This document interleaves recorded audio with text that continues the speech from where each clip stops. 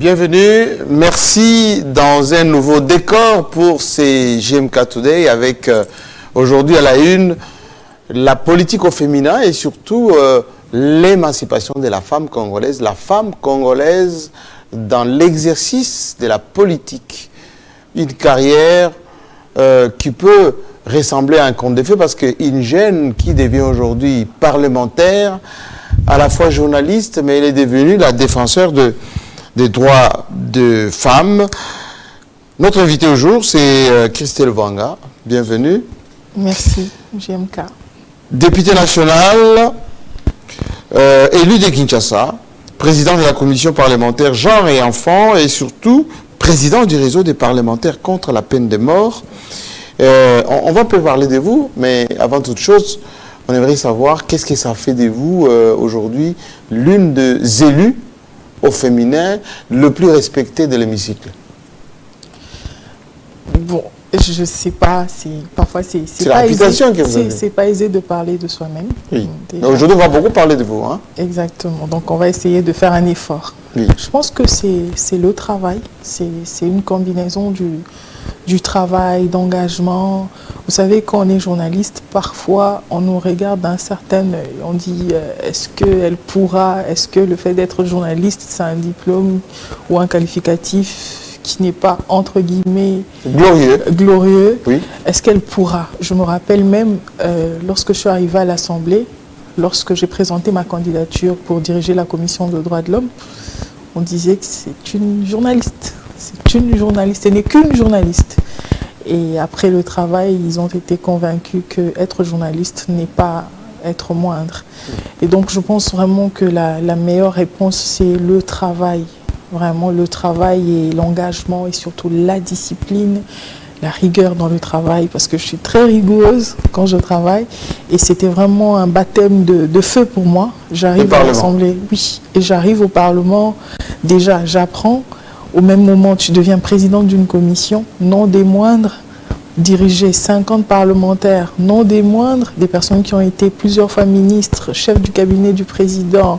Et ces personnes-là, on te demande à toi, une jeune dame, de les conduire. C'était vraiment un baptême de feu. On va arriver à tout cela après, mais j'aimerais bien, avec ceux que nous suivons en ce moment, nous sommes en direct sur Télé 50, découvrir cette jeune parlementaire, parcours plutôt élogieux. Beaucoup des journalistes ont franchi les caps des députés, mais rares sont ceux qui se sont distingués et avec une certaine excellence.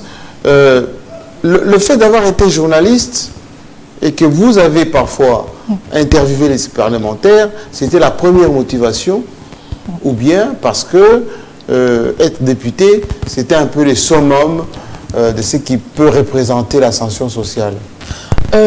Au fait, mon histoire est vraiment compliquée, si je peux le dire, où il y avait des prémonitions, si je peux le dire. Quand j'étais petite, à l'école, j'étais toujours présidente de l'Assemblée nationale. Quand il y avait des sketchs, oui. À la maternelle, j'étais présidente de l'Assemblée nationale. Ok. Pendant des théâtres. Et quand j'avançais, c'est-à-dire au lycée, que ce soit à l'IFASIC, je rencontrais souvent des gens qui me disaient que j'étais une politicienne, que je parlais comme des femmes politiques et que je devrais faire la politique. Et j'ai même vu une image, une vidéo dans laquelle je disais que, je crois que c'était vers 2005, où je disais que dans telle année, je serais députée. Donc c'était pas, je ne le voulais pas, je ne le cherchais pas. Je crois que c'était une espèce de prédestination. Oui, je pense une vraiment préparation que la politique à quelque oui, je pense que je suis prédestinée, j'étais prédestinée à faire la politique. C'est justement ça. Je n'ai pas cherché à savoir combien on payait les députés, est-ce que les députés... Parce qu'il y avait une vague là. Oui, exactement. L'ancienne législature, il y a eu beaucoup de... Il y avait 2 ou 3 anciens journalistes, mais cette législature qui est en train de se terminer, il y avait une espèce de ruée vers... on a même à un moment donné parlé des journalistes engagés qui ont fait le buzz, hein, avec des insultes parfois pour se faire remarquer. Allez, juste en bilan d'étape, qu'est-ce que ça a donné, journaliste qui devient parlementaire? quand vous faites bilan entre vous, vous dites quoi aujourd'hui? Bon, après, il faut se dire qu'à l'Assemblée nationale, quand même, il y a 500 sièges. Et dans les 500 sièges, il y a plus ou moins 5 ou allons, disons, 7 journalistes. Oui. Après, chacun a sa spécialité, sa façon de travailler. Parfois, moi, j'ai opté pour diminuer ma présence à la télévision. Par contre, travailler beaucoup dans les forats, c'est-à-dire dans les conférences, dans les colloques. Je travaille beaucoup sur les droits humains, les droits des femmes. Ça, c'est ma manière à moi de travailler. Et beaucoup de gens pensent que c'est une meilleure façon de faire la politique. Par contre, il y a des autres collègues aussi qui ont opté pour rester plus souvent à la télévision, pour continuer avec des analyses. Et c'est leur façon. Est-ce que c'est des analyses ou juste une buzz pour exister?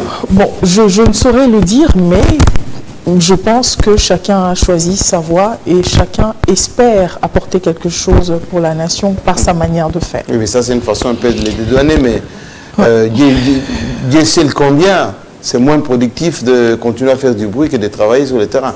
Autant pour vous, hein, parce que vous avez acquis une certaine reconnaissance dans le milieu parlementaire que beaucoup n'ont pas. Vous pouvez avoir raison dans la mesure où le peuple quinois, d'habitude, c'est vraiment un peuple qui est sensationnel. Oui. Déjà, moi, j'avais beaucoup souffert parce que le fait que j'avais décidé de ne plus passer à la télévision, souvent à la télévision, j'en souffrais. Parce que je voyais des gens qui me disent « mais on ne te voit plus à la télé, tu ne passes plus faire des analyses à la télé ». Alors je m'arrêtais toujours pour expliquer ça, c'est une autre carrière, c'est une carrière politique qui n'a rien à voir avec la télévision, oui. Qui demande plus de travail, voilà, plus de maturité, voilà, c'est vraiment une autre carrière. Et parfois, pour avoir ce courage-là, d'outrepasser le regard des gens pour dire qu'on te voit plus souvent, oui. Qui peut paraître comme une forme de moins succès. Voilà, aux autres la succès et se concentrer dans ce qui est profond et fondamental. Le choix, peut-être on peut manquer du courage de le faire, mais moi je l'ai fait. Mais mes amis continuent à le faire, c'est leur façon de vivre. Et moi, je aussi. Mais un parlementaire, c'est moins de bruit et plus de travail quand même, parce que la position parlementaire... Je vais demander à la régie de nous mettre votre portrait. Ça va démontrer ô combien, quand on a le courage, une certaine intelligence, on peut arriver à crever l'écran, même si vous ne passez pas trop à la télévision, comme autrefois quand vous étiez journaliste, mais c'est respectable. Christelle Wanga. Oui.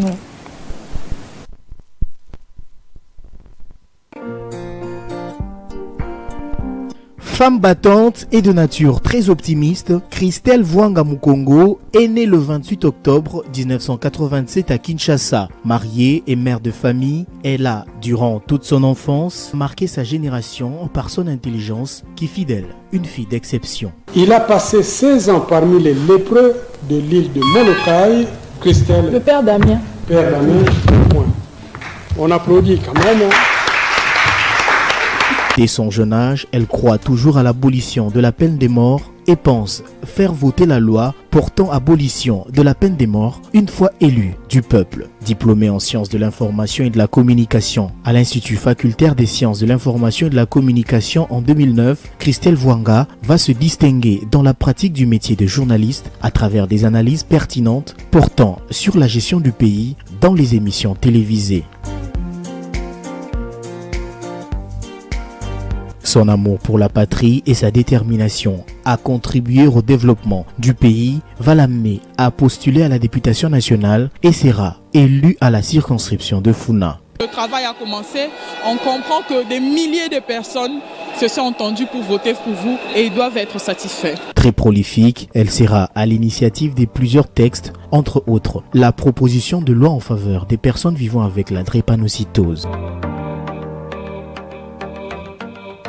En 2019, la députée nationale Christelle Wanga sera élue présidente de la Commission des droits de l'homme à l'Assemblée nationale, une commission pour laquelle elle a combattu pour son instauration. Après le basculement de la majorité parlementaire, le parti Ensemble pour la République de Moïse Katumbi adhère à l'Union sacrée de la nation. Elle devient présidente de la Commission des femmes, genre, famille et enfants de l'Assemblée nationale, où elle trouve également un réseau des parlementaires abolitionnistes. Elle s'y intègre pour mener la lutte à l'intérieur de cette institution et par son engagement, elle devient présidente de ce réseau.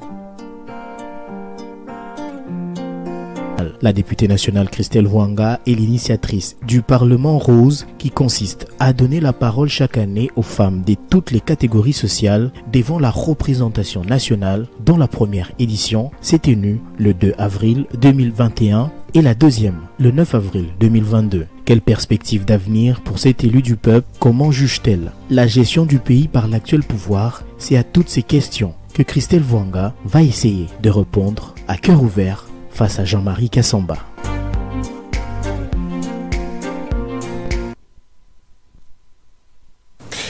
Quand on regarde cette dame, c'est vrai qu'il y avait une espèce de prédestination dans votre enfance de faire un peu de la politique. Est-ce que c'était de la politique active ou c'était de la politique fiction, comme quand vous étiez journaliste, parce que vous vous mettez à la place des journalistes et vous posez des questions aux politiques.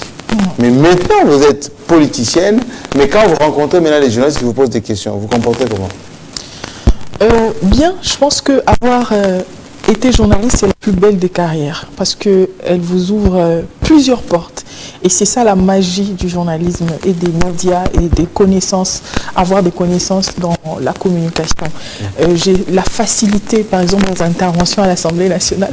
Parfois, lorsque le président dit « Madame, vous avez 5 minutes », je dis « Ne vous en faites pas, président, je vais vous le faire en 3 minutes. En 3 minutes, je sais exposer clairement et aborder toutes les idées. Et ça, c'est vraiment Et c'est vrai que vraiment, nous sommes dans un milieu où il y a des choses dans le monde des médias, des journalistes.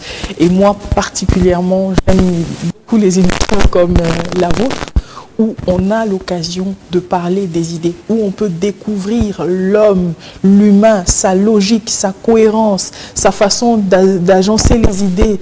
Des émissions pareilles, parfois il n'y en a pas. Aujourd'hui, la place est au sensationnel, tel Arekade, tel Afingi, tel... Voilà, on est habitué à ça. Ça vous choque, ça? Oui, ça me choque parce qu'on passe à côté de ce qui est essentiel. Tout ce qui tourne autour du buzz, pour moi, c'est comme de la drogue. Ça s'évapore, c'est éphémère. Mais à côté, grâce aux médias, on peut découvrir des choses si et seulement si les journalistes prennent leur travail au sérieux, de prendre le temps de présenter. Vous savez, pour qu'une élection réussisse, d'un côté, c'est vrai, on va parler du scrutin, la volonté politique, la transparence, mais il y a aussi l'accès aux médias. C'est-à-dire les journalistes vous permettent de découvrir les candidats. Et rien qu'avec une émission, si un candidat ne sait pas s'exprimer ou bien il ne sait pas exposer correctement ses idées, on peut comprendre que celui-là ne sera pas à la hauteur. Mais les journalistes à côté, parfois, ils ne nous donnent pas, à la population ce qu'il faut. Et les médias, c'est, mon Dieu, c'est une puissance. Moi, je me suis étonnée, j'étais ici à Kinshasa, mais quand je vais en province, je rencontre des gens qui me disent « Je te connais, honorable Christelle, rendez-vous au sommet, je te suis à travers les médias ». Ça veut dire qu'à travers les médias, on peut aller partout. Et je ne pourrais peut-être pas le dire comme je le veux ou comme je l'entends, mais grâce aux médias, on peut idéologiser un pays. Un pays, on peut le faire, et grâce aux journalistes. Alors, qui c'est le moment qui a choisi des commissions un peu particulières, genre et enfant, peine de mort, droits humains, etc. C'est quoi? C'est volontaire ou c'est du populisme? Déjà, la commission des droits humains à l'Assemblée nationale, ça n'a jamais existé. Ça n'existait pas, oui. C'est moi qui l'ai créé. Okay. Je l'ai initié. J'ai demandé que ça soit créé à la commission pour les règlements intérieurs. Et c'était pour moi une belle expérience et douloureuse en même temps. Parce que je venais d'arriver, je participais à la grande réunion du règlement intérieur et j'étais timide. Parce qu'en face de moi, il y avait le professeur Bouchab qui était le président de CA. Il y avait l'honorable Kondo, il y avait l'honorable Tundula qui était contre. Contre ça, cette commission? Oui, contre la commission parce qu'il disait qu'il y avait déjà d'autres commissions. Il y avait la commission nationale, il y avait le ministère. Bon, après, je me dis peut-être que c'était leur moyen de me secouer. Voilà, parlementaire qui arrive. Exactement. Donc je me lève. Voilà, des dents longues. Je me lève, je dis, je veux qu'on puisse créer une commission de droits de l'homme. Il me dit non, on n'est pas convaincu. Explique-toi. J'ai commencé à m'expliquer. L'honorable Kondo dit niet. Paix à son âme. Je ne suis pas d'accord. Il était d'une pertinence extraordinaire. Exactement. Il n'était pas d'accord. Il dit non, non, non, non. Ça, c'est la superposition des commissions des droits de l'homme. Il y en a partout, partout. Et je pense, et il y avait tellement un débat chaud entre lui et moi que le professeur Bochab, en ce moment-là, il a dit, on va passer au vote. On passe au vote. Et il a dit, pour une fois, on va voter debout. Pas avec les mains. On va se lever carrément. C'est-à-dire que ceux qui sont d'accord, ils se mettent debout. Oui, ceux qui sont d'accord se mettent debout, ceux qui sont contre. Et la commission de droits de l'homme est passée à 2 voix pour cette c'est-à-dire que c'était vraiment serré. C'est passé à 2 voix. Et c'est la raison pour laquelle, lorsqu'elle est passée, Madame Mabunda, encore une fois, cette femme qui m'a soutenue. Ah oui? Exactement. Elle a dit, Oui. je ne vois pas qui peut diriger cette commission à part l'honorable Christelle. Oui. Et ça s'est bien passé parce que du côté de mon parti aussi, on avait proposé ma candidature. Donc, elle a pesé pour que les gens... Mais qu'est-ce qu'elle fait justement, cette commission? La commission, on y traite quoi? C'est... Monsieur Jean-Marie, curieusement, cette commission qui était une nouvelle commission parlementaire a surpassé plusieurs autres commissions. Donc, en termes d'initiative parlementaire, cette commission est arrivée 2e après la grande commission des lois, donc la PAG. Oui. Il y a des lois. On a travaillé sur la loi sur les personnes handicapées, la loi sur la traite des personnes, la loi sur la discrimination, les messages de haine, la loi sur la protection des autochtones. La loi Vwanga, par exemple. La loi Vwanga, c'est la loi portant protection et prévention de la drépanocytose. Vous avez déjà voté cette loi? Pas encore voté, mais déjà... Il faut la voter, la promulguer. Ça sera voté. Nous attendons le grand débat à l'Assemblée nationale. Et puis, je n'ai pas qu'une seule loi. Oui. J'ai 3 propositions de loi que j'ai déjà déposé 2 propositions de loi et l'autre, j'y travaille, la loi sur la malnutrition chronique. Donc, j'ai proposé que, parallèlement à un programme de 145 territoires, qu'il y ait dans chaque territoire des réserves des terres consacrées à la nutrition des enfants, des 0 à 5 ans. Et ça sera essentiellement une loi. Et sera appliqué et surtout opposable à tous. Ça sera mon souhait que ça soit appliqué parce que dans le peu de temps que j'ai eu à visiter certaines provinces et également ici à Kinshasa, dans ma circonscription, j'ai vu beaucoup d'enfants qui souffraient de la malnutrition chronique et beaucoup d'autres pays ont trouvé la solution. C'est donner les céréales aux enfants, notamment le soya, ça coûte pas cher. Et si nous voulons, au lieu d'importer, nous pouvons nous-mêmes s'aimer et récolter et donner aux enfants. Chaque enfant qui vient au contrôle médical, cet enfant aura droit à une portion de soya et c'est comme ça qu'on peut... Et surtout, il y a quand même assez de réserves stratégiques. Exactement. Et il y a beaucoup de terres arabes jusque-là inexploitées et ces terres, on peut les utiliser autrement, justement pour lutter contre la malnutrition chronique. Alors, ça c'est l'apport de la députée. Et est-ce que la vie parlementaire aujourd'hui est plus riche que la vie ministérielle, par exemple? Est-ce que vous n'avez pas été tenté d'être membre du gouvernement? Tenté, je n'ai jamais cherché à être membre du gouvernement. Par contre, il y a beaucoup de gens qui me disent qu'on te voit plutôt ministre et tout. Mais je pense que c'est qui doit arriver. Vous y pensez, même quand c'est qui doit arriver. Quand vous essuyez le fil, vous maquillez le matin? Non. Honnêtement, je n'ai jamais cherché, je n'ai jamais cogité dans ce sens. Tout ce que je me dis, je me réveille, je vais travailler. Je me bats pour la promotion et la protection des droits humains. Aujourd'hui, les droits des femmes. Je suis président du réseau de parlementaires abolitionnistes. Il y a quelques mois, j'ai été élue dans le présidium des parlementaires mondial sur les questions des droits de l'homme à Genève, où je siège partiellement. Donc, je me réveille pour aller travailler. Et ce qui doit être... Et comment vous êtes accueilli dans tout ce milieu? Parce que d'aucuns pourraient dire que vous le faites là pour votre visibilité internationale, pour les visas, les rencontres avec d'autres parlementaires. Vous le vivez comment? Déjà, comment vous êtes accueilli là-bas? Exactement. Merci pour cette question, GMK. À ce niveau-là, on n'arrive pas au hasard.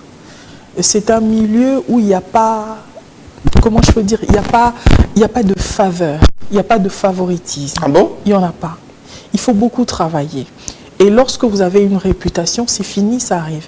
J'ai eu de la chance de tomber sur un monsieur qui s'appelle, il est parti aujourd'hui, il s'appelle monsieur Aziz, qui était le représentant de Nations Unies aux droits de l'homme ici au Congo. Le Sénégalais. Le Sénégalais, qui est parti maintenant à Genève. Oui. Il m'a pris sous son aile et à chaque fois qu'il me parlait, il me disait, Christelle, tu sais, il n'y a pas beaucoup de Congolaises à l'international. Si tu finis bien ta formation et que tu es rigoureuse, tu es disciplinée, tu verras, tu seras dans tous les forums. Et aujourd'hui, quand on cherche une experte en mécanisme législatif sur les droits humains, en Afrique, il y a Maurice Mboukou, qui n'est plus à présenter, mais en tant que femme, je suis la seule. Donc c'est pour ça que je suis partout, mais aussi être congolaise, ça m'a facilité. Parce que vous savez, quand on est congolais, on a une magie. C'est ce que j'allais dire, parce que quand on est congolaise, là on est suivi à l'international. C'est que vous suivez à Paris, à Londres, aux États-Unis. On voyait, mais est-ce que chez nous, on a des parlementaires qui arrivent à mieux s'exprimer lorsqu'ils sont dans ces forums, où ils vont tout simplement pour la photo, et puis après ils vont faire des emplettes dans la ville. Est-ce que vous allez prendre la parole, à intervenir à participer à des vraies thématiques je vous imposer. La dernière fois où j'étais à Genève, il y avait la Commission nationale de droits de l'homme qui siégeait dans un autre forum. Et ils sont arrivés dans la grande salle, ils se sont dit, mais pourquoi le Congo est toujours absent? Ils voulaient se retourner et ils ont entendu la voix de la présidente, celle qui présidait la session. C'est-à-dire tous les États. Et ils ont entendu la voix de la présidente, ils se sont retournés, ils ont vu que c'était moi. Ils étaient tellement contents qu'ils ont attendu que je termine. Ils sont venus, ils ont dit, on n'y croit pas. L'honorable Vwanga en train de présider une session au Conseil de droits de l'homme, c'est inimaginable. C'est pour vous dire que c'est pas pour faire de la figuration, parce que ce que j'aime à ce niveau-là, c'est qu'on ne t'appelle pas par ton nom, on t'appelle par ton pays. On dit c'est le Congo. C'est au Congo de prendre la parole. Et quand tu fais bonne impression, c'est comme ça que la réputation, Alors, des visibilités comme celle-ci, aujourd'hui, les gens penseraient, bon, les enrôlements sont en cours, vous êtes déjà enrôlé déjà? Déjà. Et alors, là, vous préparez vos pas avec des fanfares. Ah, vous n'avez pas utilisé vos fanfares? Pas avec des fanfares. J'aime pas Vous êtes contre ceux qui font le fanfare? Je ne suis pas contre. Je pense juste que chacun doit faire ce qu'il veut. C'est du folklore? C'est du folklore. J'aime pas le côté de la politique, du folklore de bruit. Non. Moi, je pense que parfois la politique, ce sont des cerveaux. Et là où on réfléchit, on n'a pas besoin du bruit. Mais c'est la question maintenant que je dois poser. On reproche beaucoup à votre Parlement, à votre Assemblée nationale. Vous dormez beaucoup. Vous touchez beaucoup d'argent pour rien faire. Et qu'est-ce qu'on dit encore? Pas de production parlementaire suffisante. C'est fondé, ça, quand même. Si la population se pose réellement cette question, ça veut dire qu'il y a un intérêt. Et je pense que parfois, le déficit, c'est au niveau de la communication. Moi, je sais communiquer parce que j'étais journaliste. Et dès que je fais quelque chose, je fais tout pour que ça communique. Je vois beaucoup de collègues déposer des propositions de loi. Par exemple, il n'y a pas que des propositions de loi, il y a aussi des amendements qui sont très efficaces dans des lois des autres. Moi, j'ai déposé plus de 308 amendements à l'Assemblée nationale. 308 amendements. 308 amendements. Et je trouve toujours la manière de communiquer. Mais la communication, c'est aussi les moyens, c'est aussi l'argent. Et donc, parfois, nos institutions ne savent pas mettre en valeur leur travail parce qu'ils ne veulent pas sortir de l'argent, assez d'argent pour la communication. Mais Dieu sait combien vous bouffez de l'argent à l'Assemblée nationale en termes de budget, hein? Bon, l'une des institutions qui consomme le plus de budget, c'est l'Assemblée nationale. C'est l'Assemblée nationale, c'est la présidence, c'est le Sénat, il y a le gouvernement. Vous avez totalement raison. Et pourquoi ne pas consacrer suffisamment de moyens pour faire la communication? L'autocommunication, déjà. À ce niveau-là, moi je ne suis qu'une simple députée qui siège. C'est le bureau de l'Assemblée qui décide de sa politique de communication. Et si vous regardez toutes mes interventions à l'Assemblée nationale, que ce soit pendant le budget ou d'autres sujets, je communique beaucoup et j'interpelle beaucoup sur les institutions budgétivores. Parfois, on rachète des meubles pour rien, on rachète des voitures pour rien. Et j'ai même proposé comment faire pour ne pas racheter à chaque fois qu'il y a un gouvernement qui part, racheter des meubles et tout. Et Dieu seul sait combien ça coûte. Je le dis assez souvent. Et quand la population, moi j'étais indexée dans le sens où je suis parmi les députés les plus suivis. Humblement, je le dis. Par exemple, quand on parle du salaire des députés et tout, à partir du moment où un peuple réclame, il faut se taire. Moi, je ne vois pas pourquoi j'entrerai en discussion avec un citoyen qui pense qu'un parlementaire... Mais les gens disent que vous touchez trop d'argent, ils ont raison. Ils ont raison. Ils ont raison dans le sens où il faut équilibrer des choses. Et il faut équilibrer. Pour équilibrer, il faut prendre des bonnes décisions. Et malheureusement, quand je le fais, je le dis et je le publie toujours pour dire que voici mon opinion. Mais qu'à cela ne tienne, pour changer les choses, il faut être quelque part. Là où on change les choses, actuellement, moi je ne suis pas là. Je n'ai pas la signature. Je ne sais pas dire à partir d'aujourd'hui, telle chose change, mais au moins les gens qui me connaissent, ils connaissent également mes valeurs. Est-ce que Christelle Vwanga est une politique d'hier, d'aujourd'hui ou de demain? Je dirais les tout, d'hier, d'aujourd'hui et de demain. Mais d'hier, parce que vous avez à peine un mandat. Oui. Et là, on est en train de vouloir renouveler complètement cette assemblée parce que, d'après certaines analyses et certains sondages, 90% de ceux qui sont là, ils ne vont plus y être. Malgré les boucans de fanfares et tout ça, le peuple est très vigilant maintenant. Oui. Vous avez regardé le match, la finale, c'était la France contre... la Coupe du Monde. Oui. Contre le Brésil. Contre le Brésil. Oui. Vous avez vu comment Mbappé a joué, oui, malgré qu'ils ont perdu. Oui. Et à l'Assemblée nationale, il y a des gens comme Mbappé qui jouent malgré que l'équipe a perdu. Si l'Assemblée nationale aujourd'hui perd, il y a des gens qui ont mouillé le maillot. Et humblement, j'ai fait ce que je pouvais. Et qu'est-ce que vous allez retenir de cette mandature à problème, on va dire? C'est cette mandature qui a été tellement décriée qu'à un certain moment, les gens se posaient la question, mais à quoi ça sert une Assemblée nationale? Qu'est-ce que vous retenez, vous, de la position parlementaire? Ce que je retiens, c'est que, d'abord, c'est Montesquieu, la séparation du pouvoir. Oui. Je pense qu'il faut séparer les pouvoirs. La politique politicienne ne peut pas l'emporter sur les institutions. Exactement, sur les institutions. Parfois, on est obligé d'arrêter parce que tel parti ne s'entendait pas avec tel autre parti, parce que tel membre du parti ne se sentait lésé, etc. En réalité, c'était des pesanteurs politiques vraiment qui empiétaient sur la bonne action de l'Assemblée nationale. Donc, il faut des institutions fortes. Et les institutions fortes passent par un dépassement de soi. Se dire qu'à partir du moment où on est élu, et le mandat est non impératif, tel que le dit la Constitution, à partir du moment où on ne doit pas faire allégeance. Exactement, on ne peut pas. On travaille pour la population. Et la population n'a pas des tribus, la population n'a pas de langue, la population, c'est cette population. Moi, aujourd'hui, je me sens à l'aise quand on m'invite à Kananga, on dit honorable, on a une conférence ici, mais c'est toi qu'on veut. En réalité, ils savent que je suis né Congo. Mais ce n'est pas ça leur problème. Leur problème, ce sont les valeurs qu'ils ont vues en moi. Ils disent c'est notre sœur. Et on doit arriver à ce niveau-là où on doit faire Est-ce qu'il y a une tribalisation aujourd'hui de parlementaires congolais à outrance? Oui, il y en a. Vous le sentez ça au sein de l'hémicycle? Je le sens parce que moi, j'ai fait la communication. J'ai cette... capacité de décoder certains langages, certaines façons de faire. Je sais que là, voilà, on tend vers l'abîme. Et c'est très important de le dire. C'est pour ça quand j'étais à la commission de droits de l'homme en tant que présidente, j'ai beaucoup travaillé sur les messages de haine, incitation à la haine et les luttes contre le tribalisme. Parce que c'est vraiment une gangrène. Justement, vous êtes parlementaire. L'Assemblée nationale, c'est quand même l'autorité budgétaire. Il y a beaucoup de débats en ce moment. On a l'impression que beaucoup de vos collègues sont plus des kamikazes qui font chanter les gouvernements pour avoir ce que vous appelez les motions alimentaires, etc. Et que notre budget en souffre énormément. Votre avis? J'ai entendu parler, quand j'étais journaliste, j'entendais parler. Oui. Maintenant, quand je suis parlementaire, également, j'ai entendu parler, mais je n'ai pas d'épreuve pour ça. Et si ça se fait, je pense que ça doit s'arrêter.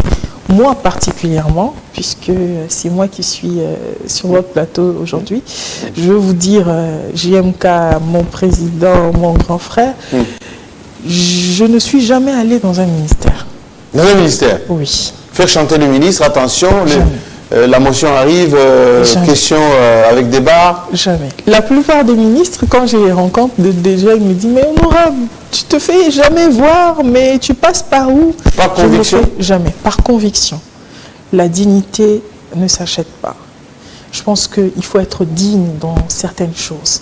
S'il peut y arriver, parce que moi j'ai déjà fait des motions, j'ai pas encore fait une motion, j'ai fait des questions orales avec débat ou des questions écrites.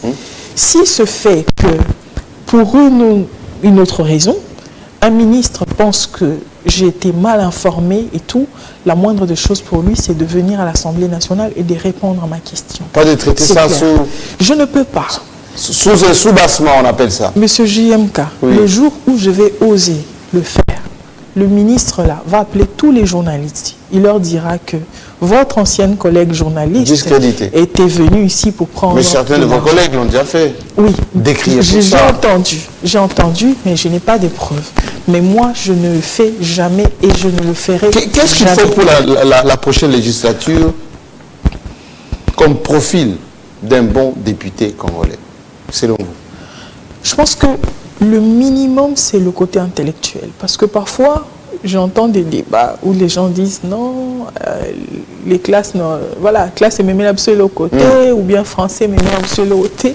Mais à un certain niveau, qu'on le veuille ou pas, les lois s'écrivent en français. En français, et les analyses ça nécessite en français, ça nécessite expertise. Voilà, exactement. En droit, en économie, en économie, en diplomatie, en agriculture. Oui. Moi, parfois, quand j'interviens à l'Assemblée, je reçois des messages de gens qui me disent « Mais qu'est-ce que tu ne connais pas ?» Au fait, en réalité, je ne connais pas, mais je cherche à connaître. Si demain, il y a un débat sur l'agriculture, le soir, ou bien une semaine avant, je me documente. Je sais, je cherche et je dis, voilà, quand je vais intervenir, au fait, cette note d'excellence, voilà, essayer de persuader avec des idées. Et moi, j'ai été bercée par la France. Mon père suivait Jospin, Raffarin, Badinter à la télévision, et comme moi... Des sommités. Voilà, des sommités. En élocution, en diction. Chirac. Donc, j'ai grandi avec ça et je regardais. Et du côté du Parlement congolais, je regardais, par exemple, l'honorable Takizala, l'honorable Kiakwama, Kiakiziki, l'honorable Lokondo. Oui. Quand il parle, tu te dis, je dois prendre un stylo, et je commence à écrire, à noter, parce qu'il parle peut-être bien concis. Exactement. Lutundula. Quand il parle bien concis, mais pertinent, tu sens l'intelligence. Donc, si un jour tu veux devenir député, quand même, il faut faire un minimum. Un minimum. Il faut faire mieux que on disait il faut minimum des 6, parfois avec un diplôme universitaire. Ça a son sens. Oui, évidemment, je trouve. Ça a du sens. Et non seulement ça, après ça, il ne faut pas arrêter de te documenter. Il faut apprendre. Moi, j'ai fait l'IFASIC. Après, j'ai fait une spécialisation en droit de l'homme aux États-Unis. Maintenant, je suis étudiante. Je fais le droit international humanitaire. Quand je vais terminer, je vais faire relations internationales. Donc, je n'arrête pas d'apprendre. Et ça se sent. Même les gens qui me connaissaient il y a 5 ans, quand ils m'entendent parler aujourd'hui, dans les forums, ils sentent il y a de la documentation. Exactement, que tu t'es amélioré. Et nous, on refuse ça. On dit, voilà, je suis député, ça me suffit. J'agite. Et fais du bruit. Voilà, je passe à la télé, je dis, ah, comme ça, il n'a rien fait et tout. Oui. Oui. Mais quand on rentre dans le fond, il n'y a pas de fond. C'est vide. Mais justement, la politique de l'insulte et des polémiques, des bagarres, ça vous choque, vous? Beaucoup. Ça me choque. Parce que j'ai grandi dans une famille où le respect est obligatoire. On dit yaya, ou on dit s'il vous plaît, ou on dit papa vous, maman vous. Donc j'ai découvert certaines choses à l'Assemblée ou dans la vie qui me choquent. Moi, dans mon éducation, je sais qu'un aîné, c'est un aîné. Donc je dois dire s'il vous plaît, je dois respecter. Quoi qu'il y ait comme problème, je dois respecter un aîné. Donc je suis un peu choqué, c'est pas seulement à l'Assemblée aujourd'hui, même à la télévision, dans les réseaux sociaux, partout. Alors, on est en direct, comportent, Christelle Vwanga. Il y a une problématique qui se pose aujourd'hui, c'est les processus électoraux. Exactement. Vous êtes déjà engagé, bien évidemment. Beaucoup de questions. Vous sentez-vous que ces processus, il est voué à une rupture avant 2024 ou on va glisser? Très franchement. Ce qui aurait été souhaitable, c'est organiser les élections dans les délais. Non, je vous pose pas une question. Oui, je vous pose une question de votre pressentiment. Exactement.